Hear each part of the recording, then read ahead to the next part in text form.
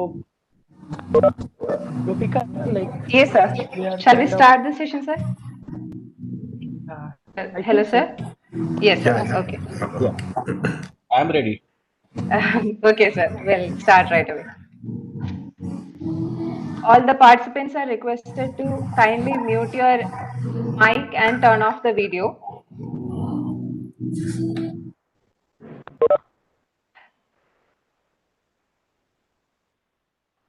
Good evening, everyone, and welcome to the webinar on 6-port receivers. This is Gopika, IEEE MTTS Chapter Chair of IIST Student Branch. It gives me immense pleasure to meet you all here. Before we begin, I extend the gratitude towards all the health workers and others across the globe who are valiantly fighting the pandemic. This talk on 6-port receivers for high data rate wireless communications and radar systems is organized by IEEE MTTS and IEEE Student Branch Chapter of Indian Institute of Space Science and Technology in association with IEEE MTTS Kerala Chapter. It's our privilege to have Dr. Mrinal Kanti Mandal, Associate Professor of IIT Kharagpur, for accepting our request to deliver the webinar talk. Thank you, sir, for making time for this event and joining us here today. As you're aware, we are right now going live in YouTube. Before we officially kickstart the event, we request you to turn off your audio and video and maintain the same throughout the entire session. Your queries may be asked in the chat box with slide numbers quoted and will be answered in the end. Now I invite Dr. B.S. Manoj, IEEE IIST Branch Counselor, to inaugurate the session. Yeah, I request Professor Raju George, Dean R&D IIST, to kindly inaugurate this event. Professor Raju George? You are muted. Professor Raju George, are you muted? Right. Okay. Yeah, please deliver. Please inaugurate the event. Okay. So I'm very happy that IIST Trivandrum and MDTS Kerala chapter and IIST Trivandrum, IEEE, IIST students in IIST are jointly organizing this webinar event. IIST started in 2007 to give the manpower for ISRO, and IIST is very actively involved in both the teaching and research on space science and space technology. And our students are very active, and the IEEE student IIST branch is very active, and they are organizing several technical programs. Even in the situation of this pandemic crisis, students are very active in organizing several things. This webinar is a proof of such activities, and they have arranged several such activities. I'm very glad that webinar series is being started, and our institute avionics department is very vibrant and having very eminent and energetic faculty members to inspire the students for such activities, especially for organizing such programs. Professor Manoj, Professor Chinmay, Professor Sudarshan, and Professor Anup, they are all very actively involved with the IEEE. And also in the Department of Avionics, there are 3 faculty members. They are associate editors of IEEE, various IEEE journals. And IIST is very active in doing research and also teaching to encourage all the in the areas where IEEE is excelling. And now today we have an eminent speaker, Professor Mrinal Kanti Mandal from IIT Kharagpur, to speak on 6-port receivers for high data, right, wireless communication and radar applications. So Dr. Mandal, we are privileged here, and very happy that you're going to inspire the students. I don't want to prolong the words. With these words, I would like to declare that this event, webinar on 6-port receivers for high-end data rate, wireless communication, and radar application program is inaugurated. Thank you very much. Thank you, Professor Raju George. Thank you, sir, for making time from your hectic schedule to join us.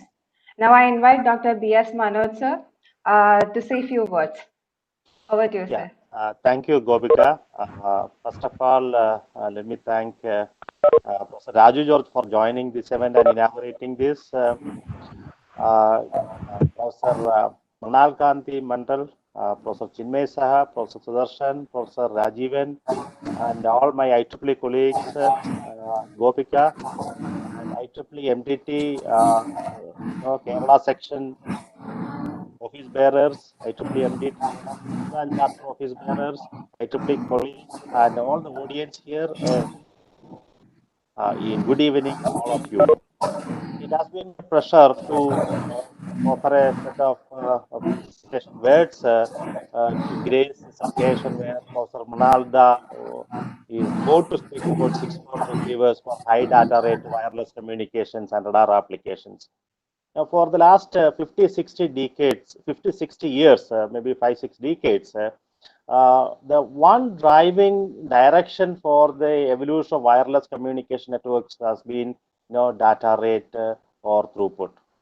Our need for high data rate as well as high throughput has always been increasing, and that has been the major driving direction. And he has come out with very innovative research solutions to enhance the data rate for wireless communication systems. So this area is very important, particularly in 5G research, millimeter wave wireless communications, as well as beyond 5G communications and networking elsewhere. I am also seeing really good applications for this area in high throughput satellite communications in the future too. I'm really glad that Professor Minalda has been willing to give this talk, and I'm really glad that Professor Chinmay, who has been a pillar of strength for IEEE in Kerala as well as IEEE in IAST, who took effort in organizing this really interesting lecture. Yeah, thank you. All the best. Thank you, sir. As you all are aware, today's speaker is Dr. Mrinal Kanti Mandal from IIT Kharagpur. Now, for the detailed speaker introduction and moderation, I request Dr. Chinmay Saha, the faculty advisor of IEEE MTTS branch IAST, to take over the virtual podium. Thank you, Gopika. Firstly, my sincere thanks to Dr. Rinal Mondol. He's very close, like we have spent a lot of time on and off the campus during our early career. And I congratulate the effort of all the volunteers, the student branch, Gopika, Elizabeth, and other student members, Binod and all, and also my fellow office bearers of MTTS Kerala chapter for taking this special initiative on organizing multitude of events for last many years. During March, when India started going in lockdown, we, everywhere the tagline was break the chain, break the chain. But we, the academicians, have to ensure that the learning chain to be broken. With this motto, we started the first webinar activities in the month of May, and then this particular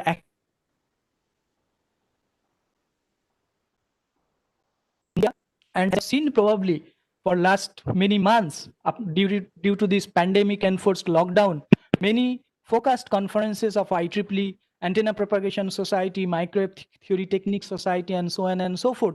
Even upcoming 5G World Forum that's going to happen in Bangalore in September. All these events has gone to virtual mode. So our initiative that we started first time in Kerala under MTTS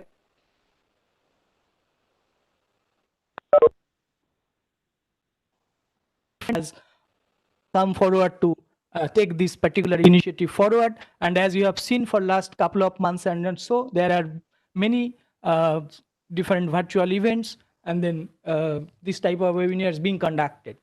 So coming to the activities of IEEE IIST student branch, as Professor George and Professor Manoj mentioned, we are really active, we are really vibrant, thanks to Professor Manoj and all the students, those who are joining in the IIST and IEEE student branch. They have really taken the lead in doing a lot of activities, not only this type of webinars, but previously also we have organized focused events, focused conferences, student colloquium, and so on and so forth.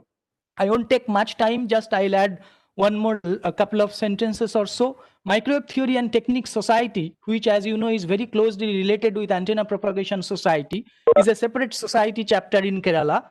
I mean, APS was started in 2012, and then we got the Best Chapter Award in 2018 in Boston during AP Symposium. And this MTT Society we have started in 2019 with the presence of Professor Kaul, Dr. Gautam Chattopadhyay, and other stalwarts in IIST last year. And within just 1 year kind of thing, MTT Kerala has come up like anything with lot of events. Like this year, we conducted a 3-minute project and thesis competition at IIST during our technical fest, and that was a huge success because many participants in under both the categories UG and PG across southern part of India and other parts also joined. And then apart from that, we are organizing various kind of conferences also. And as you know, Microwave Theory and Technique Society is very generous, and they have special initiative and special focus towards India. Like, you know, IMARC is one of the conferences which is sponsored by Microwave Theory and Technique Society. Dr. Mondal knows he is also one of the organizers of IMARC in coming years, and so is the IIST, as you will be seeing in couple of years, and so on and so forth. So with this particular,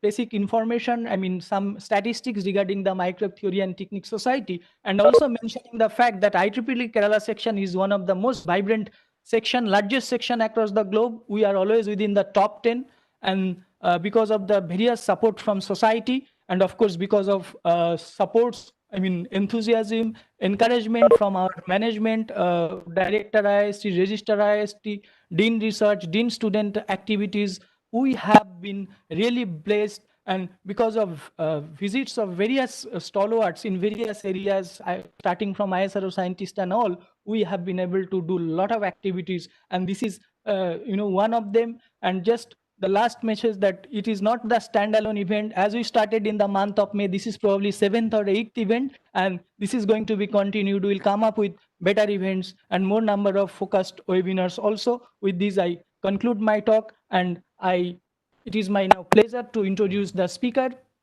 Dr. M.K. Mondal. In fact, without his formal CV also, I talk about Mrinalda for quite few minutes. So, but it is a formality that I'll introduce him formally. Dr. Mrinal Kanti Mondal received BTech and MTech degrees from Radio Physics and Electronics, University of Calcutta in 2001 and 2013 respectively, and PhD degree from the Department of Electronics and Electrical Communication Engineering, IIT Kharagpur in 2018. From 2007 to 2019, he worked as a research fellow in the Institute of Infocom Research Agency for Science, Technology and Research, Singapore. He also worked as a postdoctoral fellow in the University of Queen's at Montreal and École Polytechnique Montreal during 2009 to 2012. He joined IIT Kharagpur as a faculty of Department of E and EC in 2012, where he is currently serving as an associate professor. Dr. Mondal is a senior member of IEEE since 2013. He is an editorial board of Wiley International Journal of RF and Microwave Computer Aided Engineering. He was in the board of organizing committee members of several international conferences, including Asia Pacific Microwave Conference 2009 and 16. He received MHRD National Scholarship for Excellence in Secondary and Undergraduate Examinations.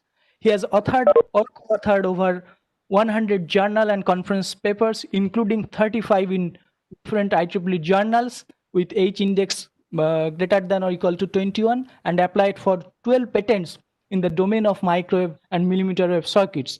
His present research interest includes co-design of active and passive components and their applications in different types of radar and wireless communication. Thank you very much. Over to you, Gopika. Thank you, sir. Now I invite Mandal sir to start the session. Over to you, sir. Thank you, Professor George, Professor Manoj, and Professor Shah for your nice introduction. So with this, let me first share my slide.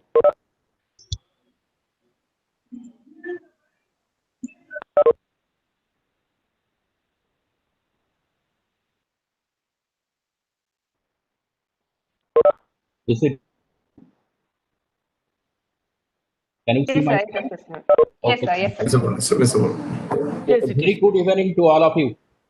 So today I'm going to present on 6-port receivers. Main target is for high data rate wireless communications, but it also can be used in radar applications.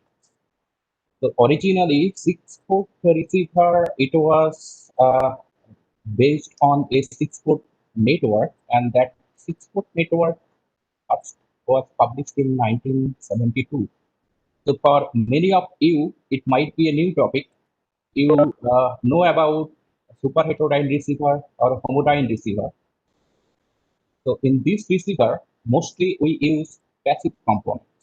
So in 1972, the original work was on reflectometer. Then another group in 1990s, they had shown that a basic 6-port network, which was being used as a reflectometer, also can be used as a receiver for any RF signal. So after that, there are a few hundred paper at least on this particular topic. So because it has some advantages. So today we are going to discuss about the basic principle of the 6-port receiver and why it is becoming so popular. So let me start with my research group. So this photograph was taken 2 years back actually. So some of the students left and some new students also joined.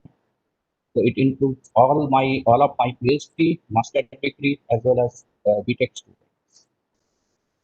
Now, before coming to 6-port receiver, let me say a few words on what we are doing in last 4 to 5 years. So mostly we concentrated on 3 topics, 3 microwave systems basically. One is imaging system, the second one is Doppler radars, and the third one is 6-port receiver. So in millimeter wave or microwave imaging system, what we are doing, illuminating the object, and then at the receiving side, we use a antenna positioner so that the antenna is rotatable. We can take the image, and it was the initial version. Later, actually, we changed this antenna positioner with a beamforming network, and then a receiver. And once the signal is received, then it is processed in laptop. So all the components starting from antenna, low noise amplifier, RF source, detector, everything were designed here. So this is one example, mostly by my master degree students. So you can see the system, it includes starting from the antenna, then low noise amplifier, detector, mixer stage, and this is the antenna positioner we use for output measurement. In fact, this antenna positioner was also designed here, and using a microprocessor, we can control in both elevation and azimuth plane. And I'm showing just one example of an outdoor image. This was the first image taken in 2017. So it is our department, and you can see the microwave image, how it looks. We have a metal post here. We have high reflection from the post, and it's as deep red color. And this tree is attenuating microwave signal. So we don't have much signal coming here. And these are the antennas used for transmitting. And so it was our first imaging. And in this system, we use that antenna positioner designed here. Obviously, one question comes then we already have imaging system at visible wavelength, for example, video camera. Then for night vision, infrared camera. Why microwave signal? The main advantage of microwave signal that it is a all-weather system. That it can be transmitted through heavy rain, sandstorm, snowstorm. So it does not depend on weather condition. So this is the main advantage.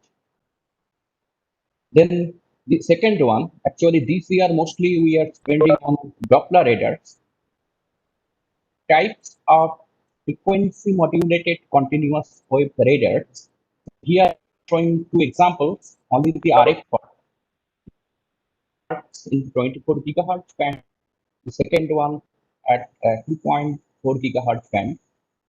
So for this 2.4 gigahertz circuit, actually some of the communication chips we converted for radar applications. And we also designed the baseband circuit along with this and microprocessor control. So synchronization between transmitter and receiver, it is an important part that was done by using STM series microcontroller. Now I'm showing one measurement example. So we used a speaker with aluminum foil. So when the speaker is on, then we have vibration. Now the received signal after baseband, it is direct. It is called the bit signal, typically a few hundred hertz. Now when the target is stationary, you can see in oscilloscope that only noise is picked up, and when it is vibrating, then you can clearly see the signal. So this is before signal processing. So for all radar applications, it is associated with signal processing after this. So today's talk is on 6-port receiver. This is our third third topic, research of interest. And top left design shows the 6-port network, which is the heart of any 6-port receiver. So we also have designed some more different types of receivers based on the basic 6-port principle. I'll show some of them. And signal is detected by using detectors. So in these detectors, for example, we are using 4 Schottky diode to design 4 detectors. So at the input side of the detector, we have RF signal, and at the output side, it is mostly DC if the amplitude of RF signal remains fixed. So basically, we are monitoring the RF power, so which is a quantity. But at the input side, it is RF signal, it is a vector quantity. This port signal, we to send some data, wireless data, and again, it is before signal processing. So we transmitted bits 1 and 0s, and the carrier frequency is in X superimposed with noise in oscilloscope. So then today I'm going to present on receiver system. So I'll spend first on what is a 6-port receiver, and then why 6-port receiver is required over, let's say, other popular architectures like super heterodyne or homodyne. Then I'll show some of our designs in this field, alternative 6-port architectures, wideband 6-port circuits. Then the third thing is calibration. It is an important part for any receiver system. And if time permits, I will also include one application example here.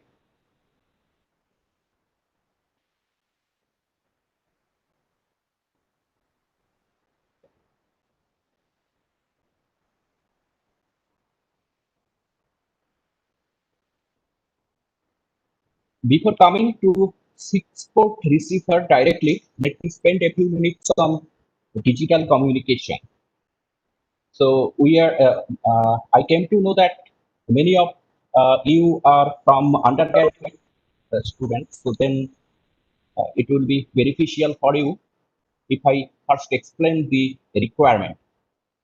So when we go for wireless data transfer at gigahertz frequency, so we need some sort of modulation. So some of the popular modulation schemes are shown here. Let's say MT is the message signal. It is a digital signal, 1010 like this. Now the first modulation scheme, it is called amplitude shift keying. When the signal message is 1, then RF signal is transmitted. When it is 0, there is no signal. We have one more technique, it is called frequency shift keying. In this case, two different frequencies, F1 and F2, they represent 1 and 0. This is the third technique, PSK, phase shift keying. So here, change from 1 to 0, it is represented by a phase change. So in this example, I'm showing it by 180 degree phase change. Now, in addition to this, we also have CAM signal, which is popular for Wi-Fi network. Now, other than modulation, you might know about some parameters like bit error rate and signal to noise ratio. This is important. So when we send some wireless signal over some communication channel, there will be a transmitter and a receiver. They are separated in space. Now you learned Shannon law. Then we can increase the data rate by increasing signal to noise ratio at the receiving end. So if I want to increase the signal to noise ratio, then the signal power transmitted, it should be high. It also depends on the distance between the receiver and transmitter. And the third parameter is the bandwidth. So higher is the bandwidth, then higher is the channel capacity. Now, different modulation schemes, they require different SNR values to maintain a fixed bit error rate. For wireless channel, a popular value of a standard value of bit error rate is 10 to the power -5 bit error probability. So if I want to maintain that, we can see under different modulation schemes, the signal to noise ratio requirements are different. So if I compare, for example, BFSK with BPSK, we need at least 12.6 dB, and for BPSK it is 9.6 dB. So that means, if let's say the transmitting power is fixed, separation between transmitter and receiver is fixed, all other system parameters like antenna gain, its radiation pattern, link, then the cable loss, everything remains same. Then for BFSK, we need more power to transmit to maintain this bit error rate. So from signal point of view, BPSK is better than BFSK. Now, one more important point is bandwidth efficiency. Let's say we are using the ISM band at 24 gigahertz. So we have 250 megahertz of bandwidth available at 24 gigahertz. Now, if I can use it 100% effective way, so maximum, let's say for maximum efficiency, then or 100% efficiency, it is represented by 1. We can change the modulation scheme to further improve the efficiency. This is one example, 16 CAM or 16 PSK modulation scheme. So we can increase the data rate from 250 Mbps to multiplied by 4. So from this, then the conclusion is that for higher channel capacity, we need to maintain a minimum signal to noise ratio, and that is determined by the modulation scheme we are choosing. But in addition to that, we face another problem. Okay, so one point I missed. So if you look at the CAM signal from both bandwidth efficiency and SNR point of view, it seems to be best among these four. So that's why in Wi-Fi, always CAM is used, quadrature amplitude modulation. Now, CAM number, it can be different, 16, 32, and so on. So how it comes? So in previous example here for PSK, I have in PSK, I have shown here the phase difference is being used to 0 and 180 degree. We can further increase the points. So for a 16 PSK, this is the constellation diagram in IQ coordinate system. You can count, we have total 16 points. So we are using basically 0 degree, 22.5, 45 degree, and so on. So the interval of phase, it is very small. And this radius of the circle, it represents the signal strength. We can go to 32 PSK by using another circle, let's say using a different value of R, that means the amplitude value is different. Or we can also increase the number of points on this circle itself. Instead of 22.5 degree resolution, we can go to 11.25 resolution. But there is a problem. What problem? First of all, this point in a practical receiver, it won't looks like a point. It will spread over a region. There are two reasons for that. One is dispersion for your channel itself. So that will change the phase. So for example, from the transmitter end, I'm sending a phase change of 22.5 degree, but at the receiver end, I have to decode it as 22.5 degree. But because of the channel properties, it can come at as 18 degree or 23 degree. Further, receiver has also some issues. So in the receiver itself, it can change the phase. So instead of point, then it spreads over a region, and our target is to separate this point so that we can distinguish them. So then the resolution, it is defined by the sensitivity of a receiver, how sensitive a receiver is. So that is the key point. And the 6-port receiver comes here. So I will show you that 6-port receiver gives you highest resolution or highest sensitivity with respect to phase. So in fact, we can even go for 1 degree resolution. So 360 point compared to this 22.5 degree resolution. Well, so the conventional technologies, what are the conventional technologies? So 6-port, it came in 1990s, I said, but even that time also people were using wireless channels. So the popular receiver architectures are super heterodyne receiver and homodyne receiver.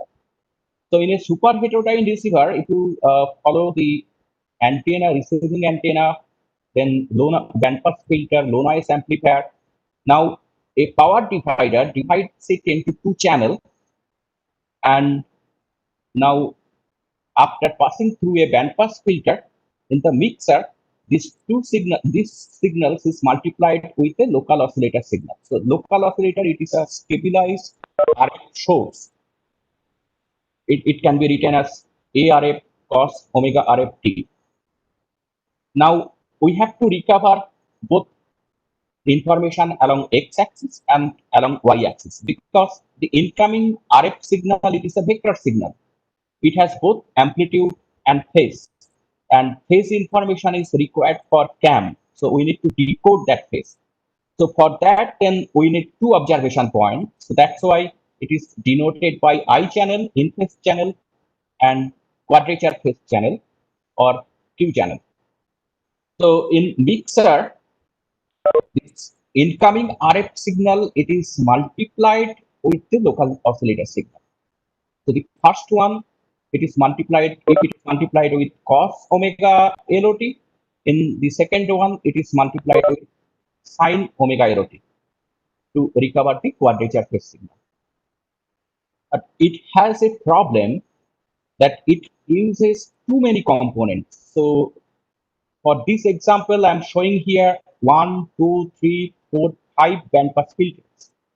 And design of bandpass filters at microwave frequencies, it is not only challenging, it is actually the biggest component in any super heterodyne receiver. So this height, it is an issue, and it consumes very high DC power to operate. But in comparison to other popular receivers, its resolution is much better, sensitivity is much better. So that's why you will never see a super heterodyne receiver in handheld devices like in your smartphone. It is mostly used in different measurement instruments, which are bulky, of course. Then what is used in our mobile phones? It is a direct conversion receiver. So here we could avoid the bandpass filter. Again, we are generating the I and Q, but we don't have any IF. Sometimes it is called zero IF. It also has its own problem. So for this LNA to mixer, usually to low pass filter, usually we use transistors. In RFIC, it is CMOS transistors. So matching is an issue. Then local oscillator signal is much higher compared to the incoming RF. Incoming RF, it can be in nanowatt, whereas local oscillator signal, it is tens of milliwatt. So even if we have 20 dB, 30 dB of isolation between the LO port and incoming RF port, so a small part of LO is always leaked through the antenna. It is a problem. Then we are going to create interference problem for other users. So LO signal leakage to antenna is a problem.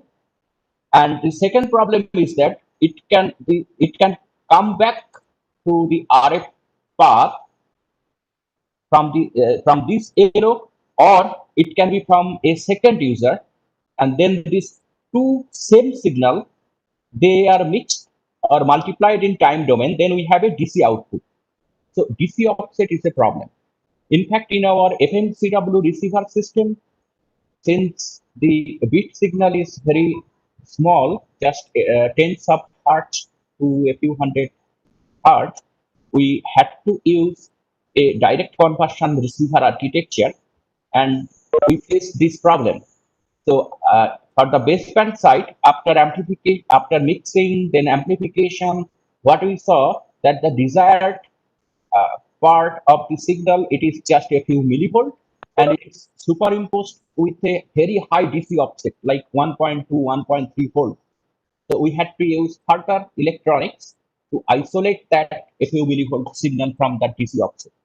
So this is a problem for a direct conversion receiver. So now comes the 6-port receiver. Let me first say about the basic characteristics of a 6-port receiver, then we'll go for detailed discussions. As you can see that we have two ports, one for the LO signal and another one for the incoming RF signal.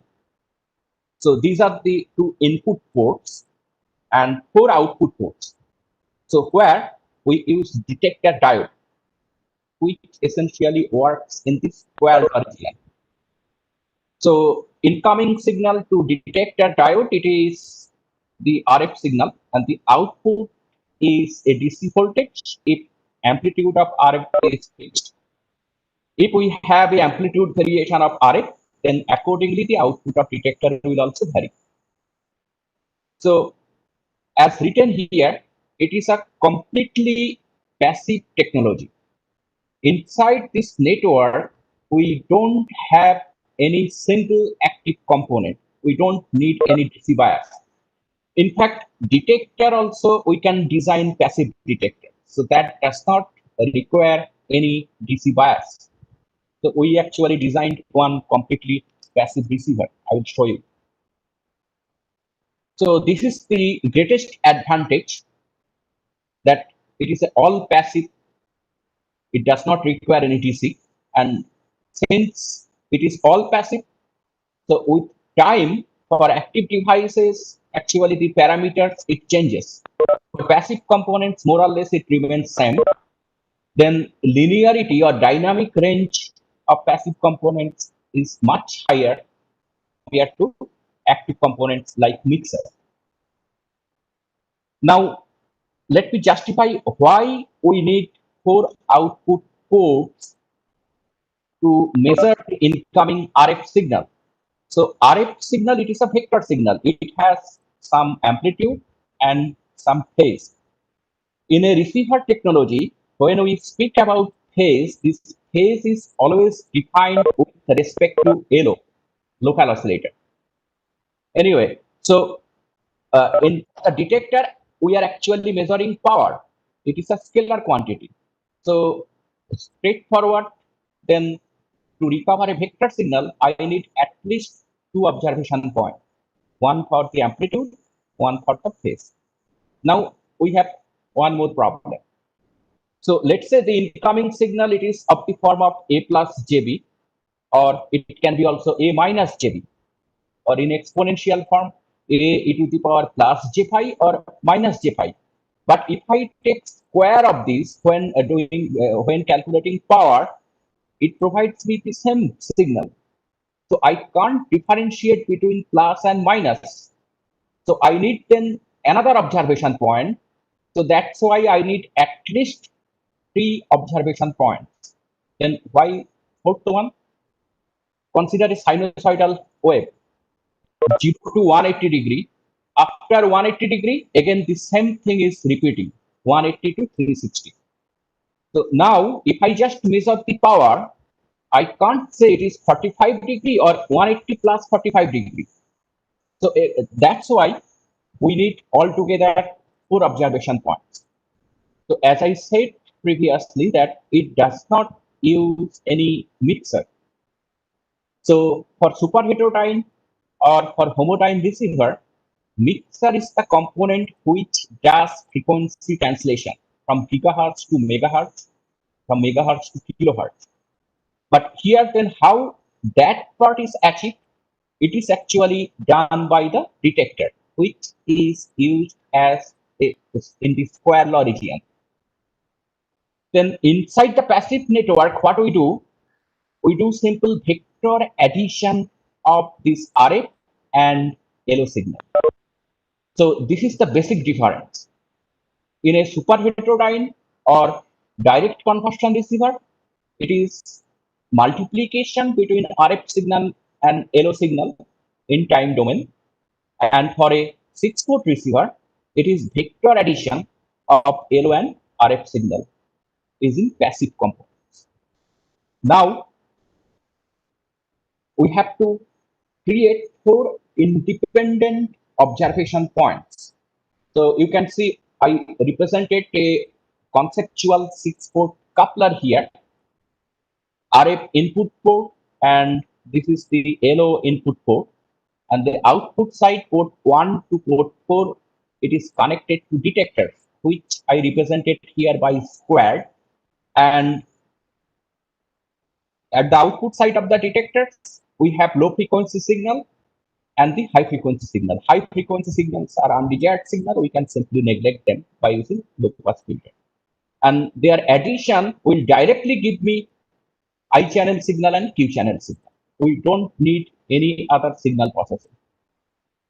If I compare with super heterodyne, you see here I channel, Q channel, they are again vector signal.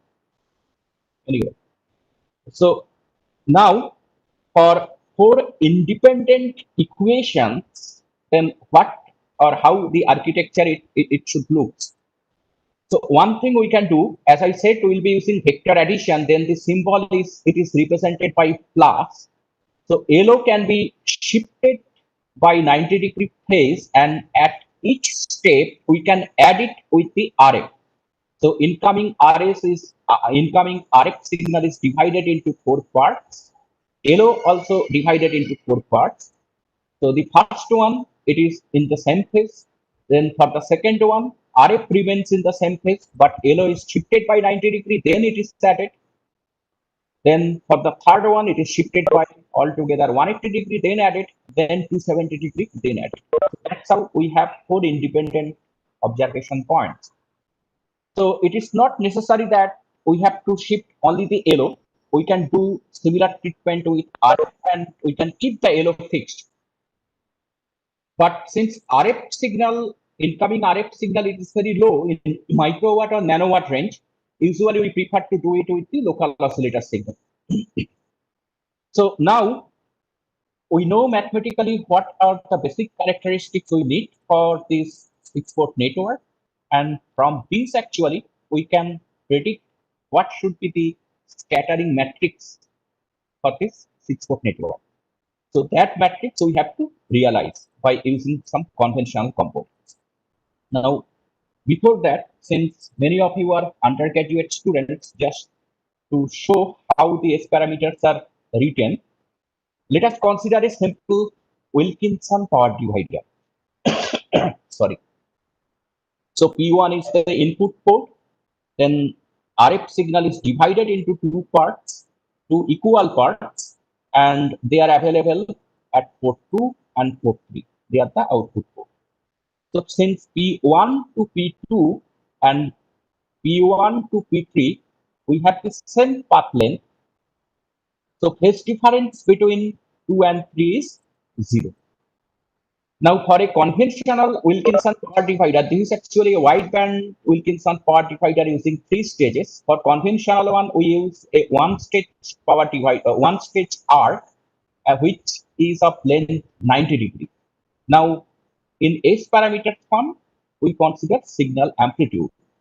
So then, if the incoming signal is normalized to 1, then the output signal amplitude, it becomes 1 by root 2. And we have a phase change of 90 degrees for conventional coupler. So it is represented by minus j. Then you can see how the S matrix it looks. S11 represents the reflection for the input port. Ideally should be 0. 1 to 2, we have 90 degree phase shift and the signal amplitude 1 by root 2, or power is half. Similarly, 1 to 3, same phase shift, same amplitude component. And it's a reciprocal network, it will repeat for 2, 1, 3, 1. In the second example, it is a rat race coupler. If I feed at port 1, the signal is equally divided between 2 and 3, and they are in same phase. So the amplitude, we can predict then S21, it should be minus 90 degree and amplitude 1 by root 2. So it's the minus j by root 2 into 1. Same thing is for 1, 3, 3, 1. If I feed at port 4, then P1 is isolated and signal is equally divided between 2 and 3, but in this case, they are out of phase, 180 degree. So 3 to 4, it is 90 degree. This is S34, it is minus j by root 2. And port 4 to 2, this is 90 plus 180, 270. 1 is represented by minus 1 and plus 1. I'm coming back here. Now for the detector diodes, we don't, we need actually high isolation among the output ports. So port 1 to 2, port 1 to 4 I considered as the detector port. So 1 to 4, 1 to 3, 1 to 2, all should be 0. So you see then the first quadrant 4 by 4, it is all 0. Similarly, between 5 and 6, I don't want any LO leakage from 5 to 6 and RF leakage 6 to 5. So again, this part is 0. And for other parts, I need this 90 degree phase shift. So you can compare two values. So for example, S51 and S61, minus J to plus J. Then 52 to 62, it is plus 1 to plus J. So we have actually this 90 degree. So if you now consider all these 4 ports, we have phase difference 90 degree, 180 degree, 270 degree, and 0 degree. So for port 3, it is 0 degree. And signal is divided into 4 components. That's why it is 1 by 2. So now we have to implement this function to obtain that S matrix. So after that, we apply the signal to 4 detector diodes. Let's assume the incoming RF is represented by ARF and this exponential form. IRF is the arbitrary phase of incoming RF signal. And for the LO, it is ALO, and it can be different also. If the F RF for RF and LO, it can be different, but in this case we are considering they are same. So we can directly obtain I channel signal and Q channel signal after addition. Now, if I take them as the input signal and use this S matrix, so it is divided by 1/4 and all these phase relationship, then after that, if we apply to detector diode, basically if we square them, and after low pass filtering, we have these values of signals. So now what are the terms we have? A part coming from RF, a part from LO, and their phases. So from these four equations, we can then recover ARF and IRF.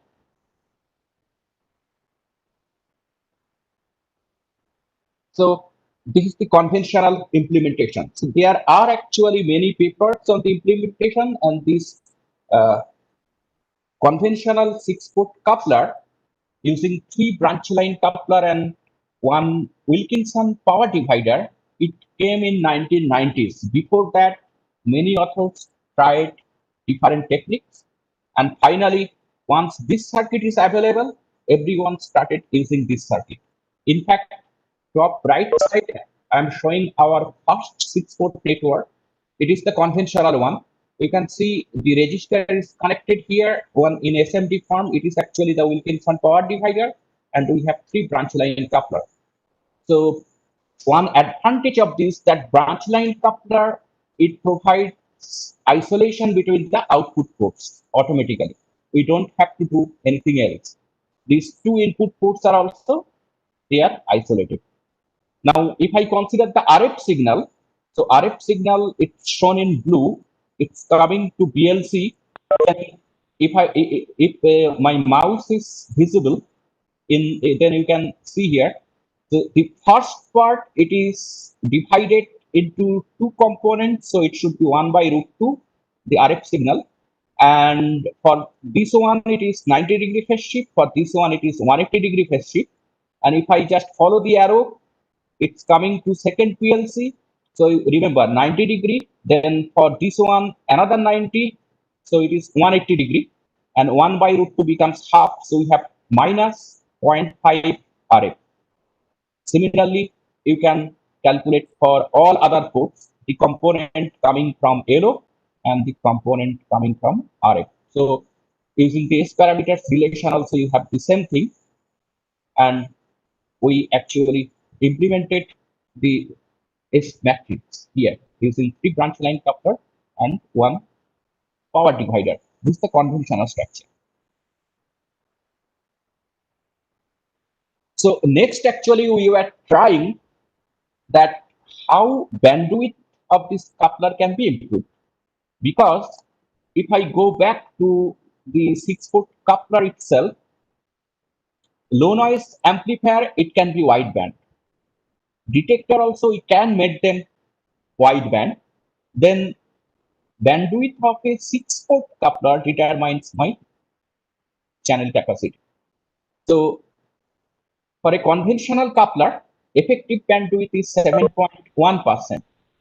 So just then we tried different combinations. The main target is to obtain the S parameters or S matrix I have shown earlier.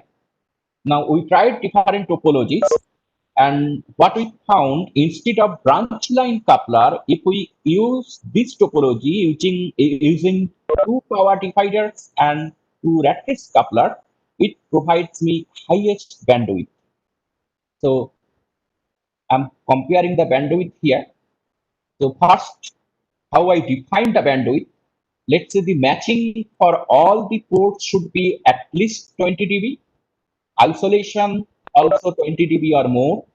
Maximum allowed amplitude imbalance plus minus 1 dB, and phase imbalance is plus minus 5 dB.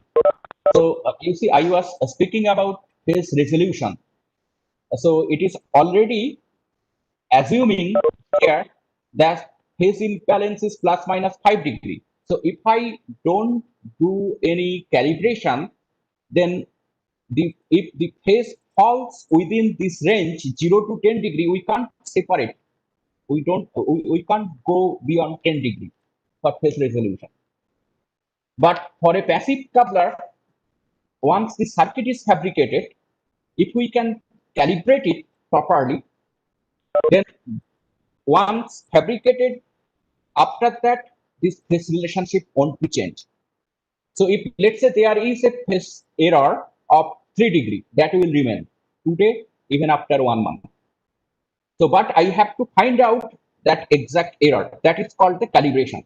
I will come to that later.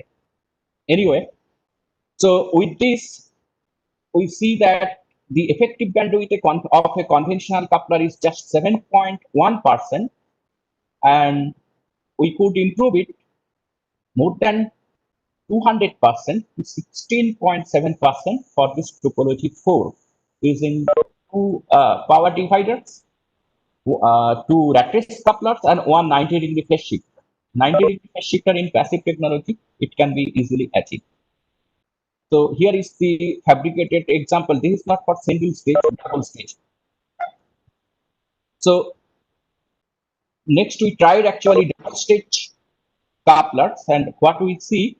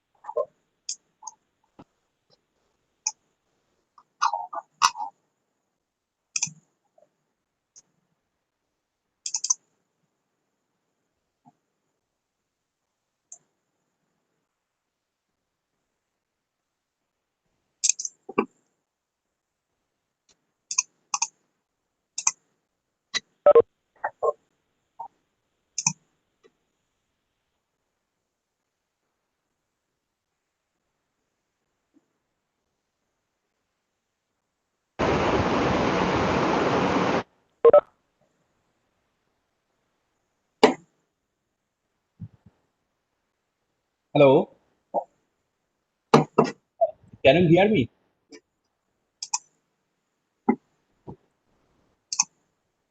Yes, sir. Yes, hear you. Yes, sir. We can.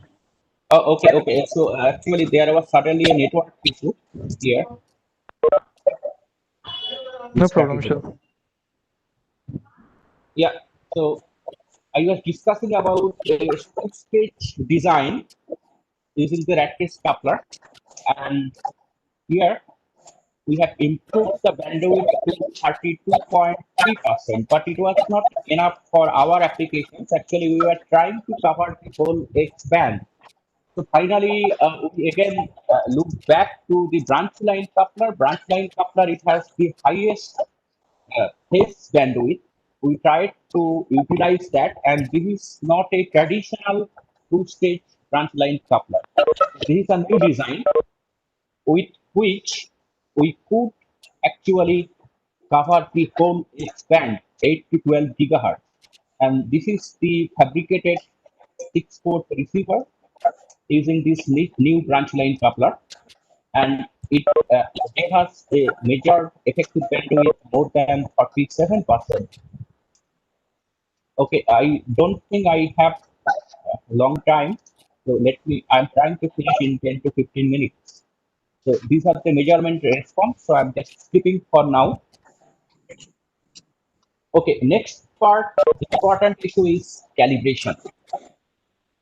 So as I said that even after fabrication, let's say we are expecting a phase change of 90° for the local oscillator. But because of fabrication tolerance and other issues, it won't be 90° always. It can be 93, 86 or something else. But if I know the error, then I can actually calculate back the original signal, received signal. What is the exact phase and amplitude of incoming RF signal? Okay, so let me just it in 2-3 minutes. So here the main target is to recreate a circle.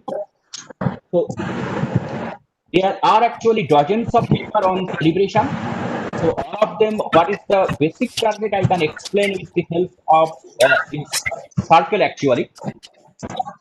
So you see, there is a issue. There is an issue actually with the calibration of a 6-port coupler because now we are handling 6 ports, and if you have gone through TRL calibration of a 2-port network, you might have seen lots of matrix calculations, and it is now increased by many folds since we are considering now a 6-port network. So my main target is that we'll be sending some known bits over this circle, and from the receiving end, we'll record the received bits. And since I know what is the incoming bit where it should be, so from that we will be generating one error matrix. And once the error matrix is determined, I'll be keep on multiplying with all the incoming signal. So that will give me the exact incoming amplitude and phase. So this is the very basic concepts so for all the proposed calibration technique. So here, let me tell you in short, we actually proposed one very fast calibration technique for communication channels, because for communication channels, we need everything very fast in real time. So we use the basic property of ellipse. If we have 5 points, 5 known points, we can generate any ellipse. So the very first assumption is that I don't have to read all the points on a CAM circle in a constellation diagram. From the input side, you just send 5 bits, 5 arbitrary bits, and from that, we will be generating the circle. Now, without any calibration, so you can follow this blue ellipse. So the center is shifted, radius also different in IQ diagram. So it is not looking like a circle. So, but we could draw the ellipse since we receive 5 bits from incoming signal. Now, once the ellipse is drawn, next target is to multiply and shift it so that I can reform that circle, which touches this plus minus 1 point.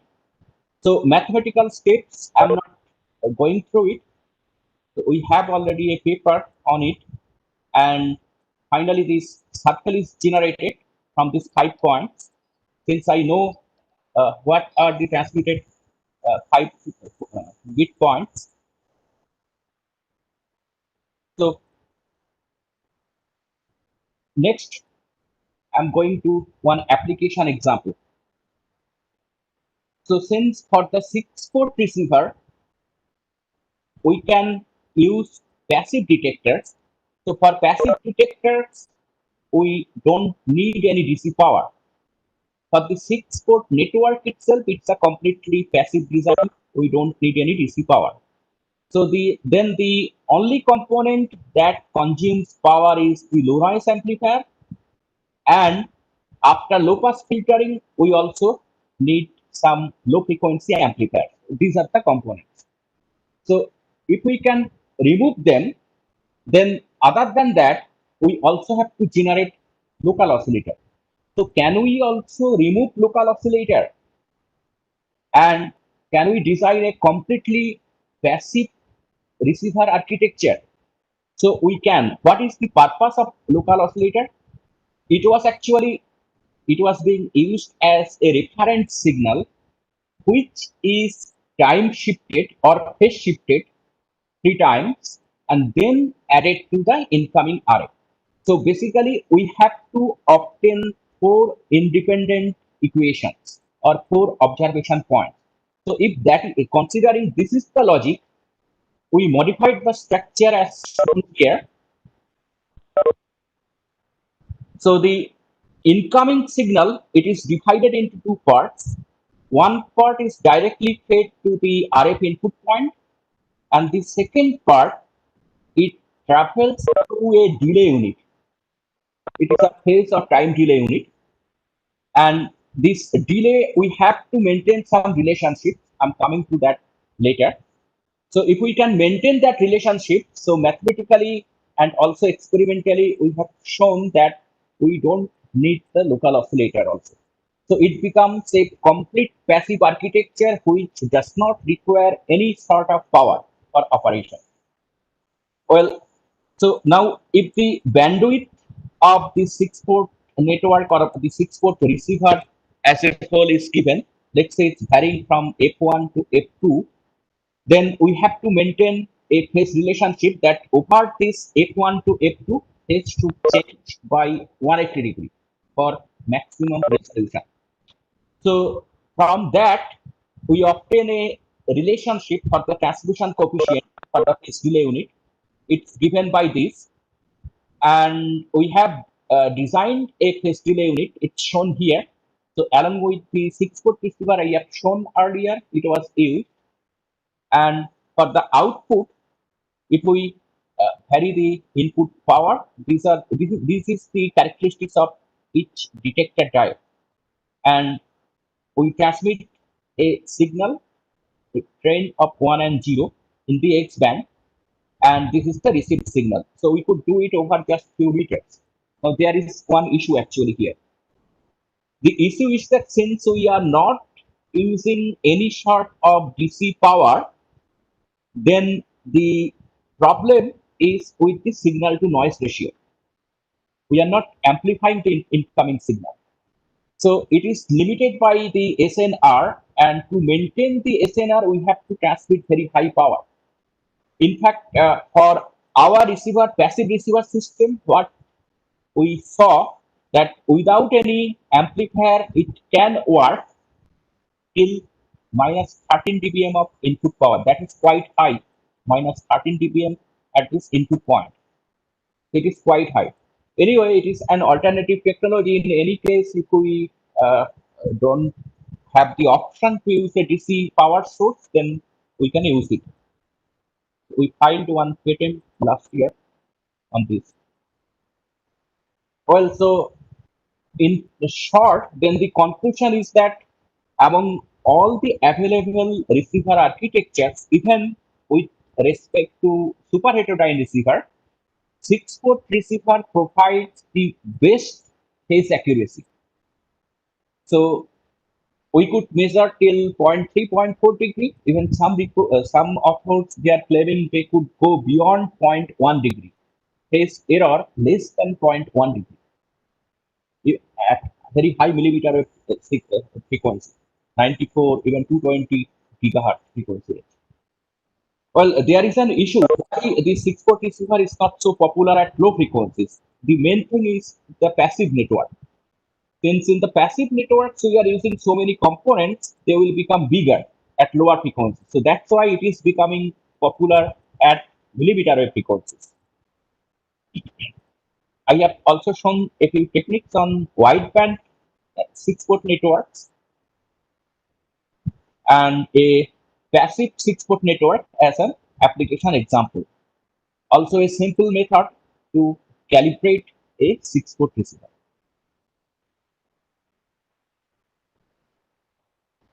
Okay, so these are the MTech students. So from 2017 to 19, actually they worked on it. Basically, I have from their work in this presentation. And PhD student, he is still working on it. Well, so that's all from my end. Thank you for your attention. We can go to question and answer session now. Thank you, Dr.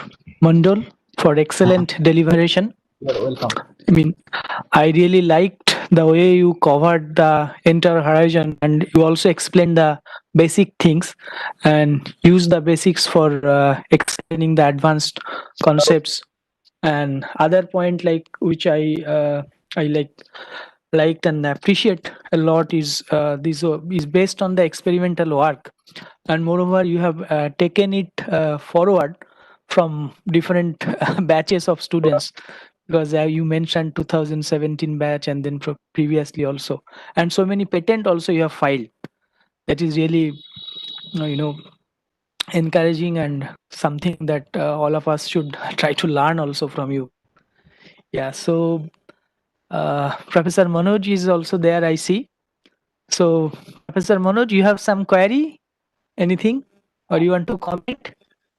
Yeah, I think the talk was very interesting, and I found a lot of innovative design ideas he has used, and the experimental nature, which is very difficult to realize in a very short time, that he has been able to pioneer. Yeah, I think it's good. So if there are any questions from the audience, I think I saw a chat box with some questions, so you may kindly look at that and give a answer to them. Yeah, what happened One was query there was a technical glitch at some point, and because of Yeah, that, I don't know. I don't see I'm sorry that because question. Yeah, Yeah, and, that's okay. some of the question I can. So actually the problem is that here I'm using IIT network. So for 30 seconds or so, it went down suddenly. yeah. Yeah, so there was a question from Mr. Surendra Kumar Gupta. So can you ask the question? I remember you had the question popped up, but now it is not available in the chat box. So can you unmute and ask the question? Okay, sir. Thank you for giving me opportunity to raise my query. Please go ahead. Basically, may I know major usage of 6-port receiver, or can it be called multiple port or AND port receiver, because it can be 4-port also, 8-port also in future. So instead of reserving the name 6-port, can it be multiple port or AND port? Okay, thank you for your question. So in general, this theory is available for N-port networks, but practically we use either 5-port or 6-port. There is a reason for that. So if I go back to my slide,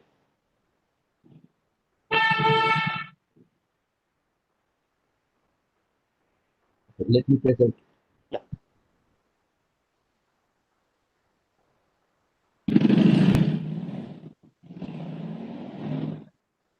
Can you see the slide? Yes, sir. Yes. Yeah. So 1-port, it is for the RF signal, incoming RF signal. Yes, sir. 1-port for yellow signal, and 4 output ports we are using to monitor the out power.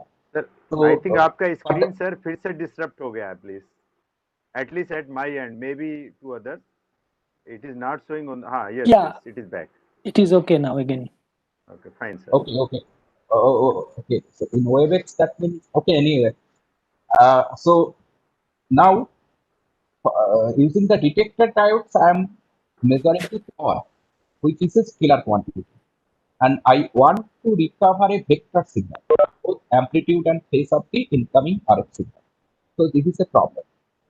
So for you see, straightforward mathematics says, since I have to recover a vector signal, I need at least two observation points or two equations, one for the amplitude, one for the phase. Now, next question comes: if it is a e to the power plus j phi, and if it is a e to the power minus j phi, I can't differentiate because I am doing square and then measuring the power. So we need one more observation point or one more equation at least to separate between this plus minus. Now, if it is an incoming sinusoidal signal, then there is another issue. Consider the sine curve first 0 to 180 degree and then 180 degree to 360 degree. So it is 45 degree, let's say, point, or 180 plus 45 degree point. If I take the square, measure the power, again I can't differentiate. So this is the problem actually. So we need at least four observation points if you want to recover any sort of signal, their magnitude and phase. If it is not sinusoidal, you can we can use 3 ports also, no problem. So it is then 5-port network. So either 5 or 6 port for this given application. Now incoming Thank signal, you if very it is much, a sir. there is one issue. If it is a differential signal, so for any differential signal, then we have to use two different ports, right? So some people are using two 6-port couplers in parallel for a differential incoming signal. Thank you, sir. Right. So nice of you. Your talk is useful even to You're the welcome. beyond MTech. I am already doctorate, but I find it very useful and interesting. Thank you, sir. Thank you, Mr. Surendra Kumar.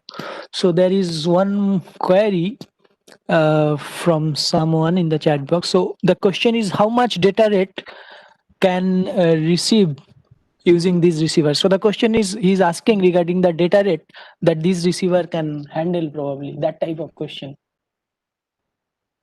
You see, this is a very vague question because data rate Yeah, is, as I said previously, that it I depends on understand. many factors.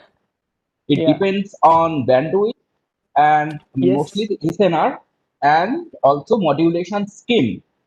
Now, if Right. you give me all other parameters fixed, then I would say that 6-port coupler is better because you can have a better accuracy. Right. If I follow the constellation diagram, even I can separate 1 degree of phase. Some people claiming that they can separate a difference of 0.1 degree. Right. Yeah. Yeah. So in fact, like for example, that other technologies that is being deployed for high data rate applications, people are talking about ultra wideband technology, then MIMO application, and so on and so forth. So without giving the proper specification and proper information, asking this question is very, very generic. So I understand that difficulty in giving a focused answer for this one. Yeah. So for Yeah. ultra wideband, it's little bit different. Ultra wideband, data rate is not the main target. Scale technology. So Yeah. it can be below noise floor and still we can use it. So without Right. informing other people. Right. So there are a couple of questions from Mr. Partho Saruthi Samanto. Sir, I have two questions. Now, we are still using LNA, so we can still amplify to have better SNR. So high SNR can be an issue with this configuration. This is the first question of Partho Saruthi Samanto. Yeah, good question. So LNA, it is Yeah. being used for both super heterodyne receiver and for the 6-port receiver. So from LNA point of view, we don't have any additional advantage for the 6-port receiver. It is giving you the same threshold value for all the receiver architectures. If I assume I am using the same LNA for all. So after Right. LNA, then the comparison comes. True. And for my example, passive receiver, since I said that it is all passive design, we are not using any amplifier. not even LNA. Yeah. So SNR becomes an issue. Yeah, Partho, you may unmute and you can ask the second part of the question. Hello, sir. Can you hear me? Yeah, sure. Yes. Okay. So, sir, my second question was like, if we go for this differential architecture, will there be any improvement in performance over this, like more wideband or? No. A differential architecture, it is for different issues. It is to reduce noise. Let's say we are using in a noisy environment, then a differential architecture is preferred. Okay, sir. Thank you. Okay, it is not related to bandwidth. Yes, sir. Right. Yes. So, thank you, Dr. Mondol. There is one more question from another students of IIST, Malika Shomnath. Her question is, how do you get a constant LO frequency when the RF covers a whole band? So he's referring to slide number 26 of your presentation. And the LO power would also be in the same range as the RF, right? So maybe you can go to the slide number. Yes. Yeah, That is yeah, the that would be particular. probably better. Okay, Malika, thank you if for you your are there, question, you first can. of all. So Yeah. you did not follow actually here. The architecture, it is not the conventional architecture. We filed one patent on it. Here, what we are assuming that the RF signal, you see, it is being divided into two parts. One is directly is being used as if it is the incoming RF, but LO, it is being generated from the incoming RF. So main Right. point is our four independent equations. That is the main point. Malika, Maintain if you are phase there, you relationship. can directly interact. This is a Yeah. So if you have any great other chance for query, you. Yeah, because she has asked several questions and she is our own student. Malika, you may unmute and ask the questions.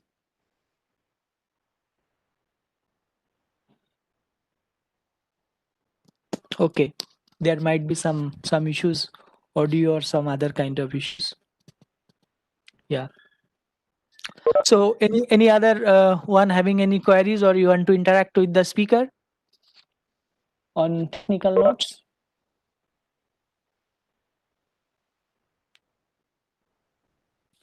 Okay. So thank you, Dr. Mondol, once again. And it was indeed a great talk, and you covered the wide spectrum, and you also showed how to develop a problem starting from the scratch. Who is this? Malika? It's okay now. Yeah, no, you can go ahead. I think we have so you can take at least couple of questions we can take from you. Please go ahead. Okay, sir.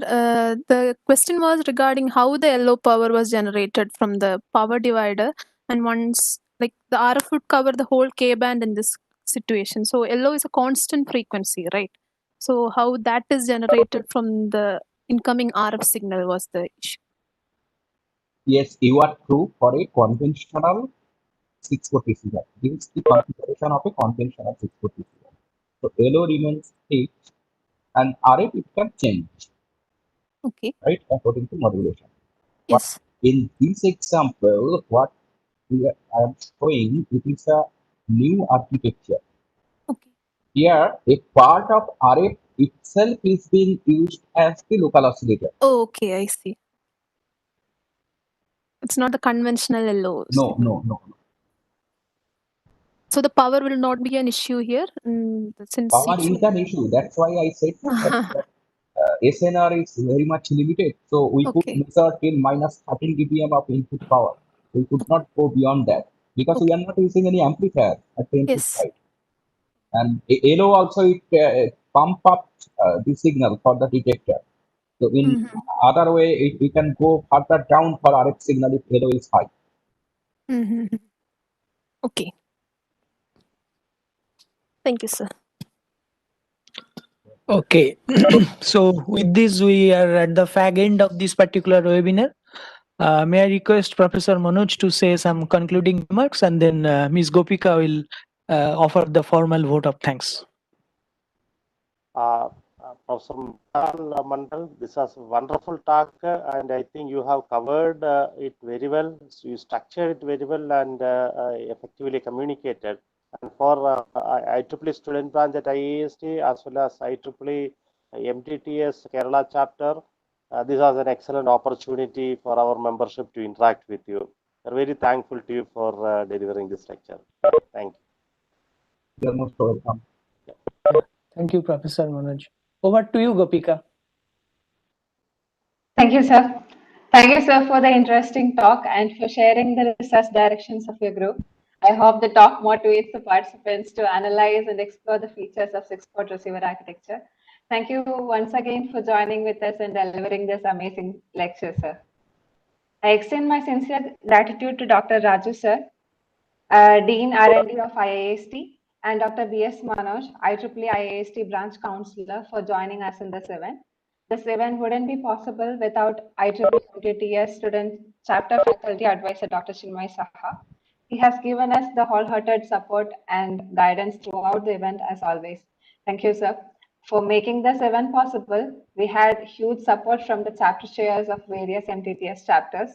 I express my sincere gratitude to all of them. I also thank Mr. Arjit from VSSC, Assistant Professor Anu Mohammed from GEC Barton Hill, and all the volunteers of IEEE MTTS SB chapter of GEC Barton Hill for supporting the event. Finally, but importantly, I would like to thank all the participants for taking out time from your busy schedule and join us virtually today. The participants are requested to fill out the feedback form. The link of the same will be sent via mail. Your valuable inputs are necessary for our improvement. The participation certificates will be sent once the feedbacks are received. Thank you, Gopika. Thank you, Gopika. One second, sir. One second, sir. I'm just winding up. Give me a few minutes, sir. In drawing things to a close, I invite your notice to the upcoming big event on 29th August by Dr. Atif Shamim. The poster of the same is shared on the screen. I invite all of you to this event. Mandal sir, you also should join this event. We extend our invitation to this event. I thank all of you once again. Yeah, sure, sir. I thank all of you once again for making the event possible. Signing out from this event, and goodbye till we meet next. Thank you. Thank you. Yeah, before saying good night, I have request we can have a virtual photo shoot. This is our reporting. So, Gopika, you may please stop sharing your screen, and all Sure, the sir. participants can turn on your video, and Gopika will take a screenshot. Professor Mandal, please turn on your video. All the participants are requested to turn on your video.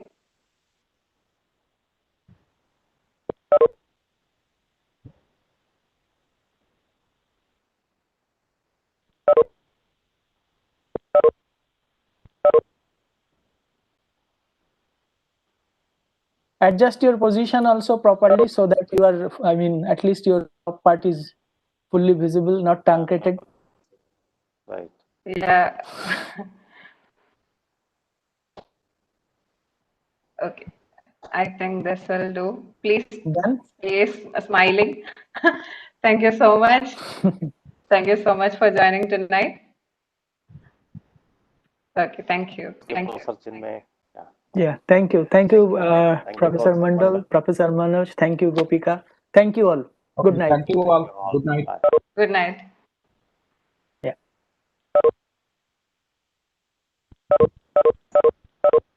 Thank you, sir.